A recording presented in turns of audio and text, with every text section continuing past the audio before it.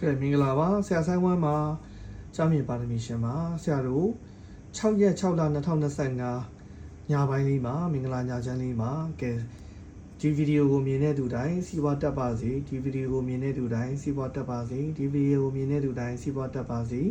ငွေတွေဝင်ပါပြီငွေတွေဝင်ပါပြီငွေတွေဝင်ပါပြီပုံကိုယ်တွေဆောက်ရှောက်ပါပြီပုံကိုယ်တွေဆောက်ရှောက်ပါပြီဒီဗိုင်းတွေဆောက်ရှောက်ပါပြီတမာဒေဝနှကောင်းတဲ့မြတ်တွေဆောက်ရှောက်ပါပြီတမာဒေဝနှကောင်းတဲ့မြတ်တွေဆောက်ရှောက်ပါပြီအဘန်းတန်ပွင့်တဲ့6ရက်6လ2025အဘန်းတန်တခါပွင့်တဲ့နေ့မှာစီးပွားတွေတက်ပြီးဆိုပြီးတော့မှမှတ်ပြီးတော့မှဓာတ်ကူပြီးတော့ share သွားပါလေဓာတ်ကူပြီးတော့ share သွားပါလေဓာတ်ကူပြီးတော့မှ share သွားပါလေနတ်ဒီဝါတွေဆောက်ရှောက်ပါပြီတမာဒီဝါတကိုးကြီးနတ်မြတ်နှကောင်းတွေဆောက်ရှောက်ပါပြီအန်ဒီရီကင်းပါပြီ